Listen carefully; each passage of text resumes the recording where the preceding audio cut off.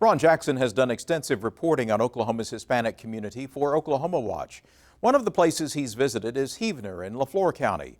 With more than 40% of the population in Heavener Hispanic, Jackson has called it Little Mexico. Mining and timber were big there until the 80s, when jobs disappeared and people moved away. Now, Heavener is on the rebound with new industry and a wave of immigrants fueling the economy. Heavener may best be known for Runestone Park. Carvings on this boulder were allegedly made by Viking explorers centuries ago. Now, archaeologists doubt the inscription's authenticity. However, no one doubts Heavener's population was shrinking until OK Foods came to town. OK Food Industries came in here in 1989 and started up a hatchery, a feed mill, and chicken processing plant.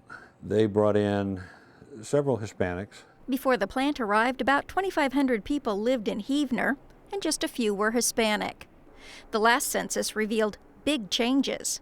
Heavener's population jumped to 3,400, with Mexican immigrants making up over a third of its citizens, and the majority of those were workers at OK Foods. Heavener's city manager says the plant is the community's largest employer. Their payroll in this area is $26 million a year. So it is a good boon for the economy. Some of the Hispanics, they send money back to Mexico to support their families back there, so that bleeds off some of it, but they still have to eat, live here, buy transportation, do entertainment, stuff like that. Single men made up the first wave of Mexican immigrants. We're now obtaining more families are moving in. Hispanics make up only about 9% of Oklahoma's entire population, but in certain rural communities scattered across the state, it's much higher. 52% in Guyman, 47% in Watonga, 41% in Heavener, 40% in Oakland, 33% in Medill, 32% in Hollis, and 28% in Boise City, Hennessy, and Clinton. As Hispanic families put down roots, they buy homes to renovate instead of renting. Kinnerson says that exposed one of the few problems Heavener has with its newest members. They didn't understand the laws about pulling a building permit, and you have to have inspections and stuff like that, and they also didn't understand the traffic laws. So that, I think we've moved past that phase. Growing families mean more children in school. To accommodate them, extra classrooms are under construction. Heavener School Superintendent Ed Wilson says 4 new classrooms and a science lab should be finished by Christmas. It's caused us to grow, for one, which has been a good thing, you know, and I think maybe 20 years ago, our community was probably on the decline. And so, you know, with the people that's coming in, and just to give you, for instance, in 2004, we were about 900 kids. We're now at 1,100 students in our district. Hispanics make up 40% of the district's student body, but comprise 60% of its first graders. Everybody follow along. There are big snakes and small snakes. A snake can hiss. About half the students in Suanna Rust's first grade class are bilingual.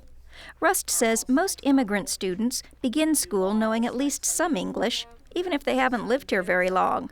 She adds, students that are already bilingual help their peers learn English. It's not so hard for a child to come in first grade because they learn so early, but to have a child that comes in and they're in 5th or 6th, or they're in high school, I think that's terrible. I think that's very hard on them. But these little guys, they can come in, and at the beginning of school, if they don't speak, and I haven't had any in a long time that just didn't, but my goodness, in no time, you know, they're speaking. Selma Gonzalez came to Heavener when she was 3. Her sister Heidi was 7. Both speak Spanish at home and English at Heavener High School. Sometimes it's hard for me. Heidi retains a heavy Mexican accent, but her younger sister doesn't. Still, it took her a while to feel comfortable with her second language. I wasn't used to speaking English, like in 2nd grade, and my teachers will go like, you have to talk in English, you have to get used to it, and so I kind of felt really shy, you know, to talk in English, but then I got used to it, so that's what I mostly speak now. The girls' parents work at the chicken plant. But as some immigrant families put down roots, they're opening their own businesses, like the La Magia restaurant and bakery. It'll be 33, 36. Beatriz Federico takes care of customers, while her husband keeps the display cases filled with Mexican breads and pastries. We start here and, the Mexicans starting coming first, at first, just buying some bread. And next, we decide to sell some tortas and tacos. And the torta is like a Mexican sandwich, and we start with that. And later, we have a lot of American people coming, and now we have a lot of American and Mexican customers come here. Kennerson says the success of Hispanic businesses and businesses employing Hispanics, coupled with the willingness of the Mexican immigrants to make Heavener a permanent home, has helped longtime residents accept their new neighbors.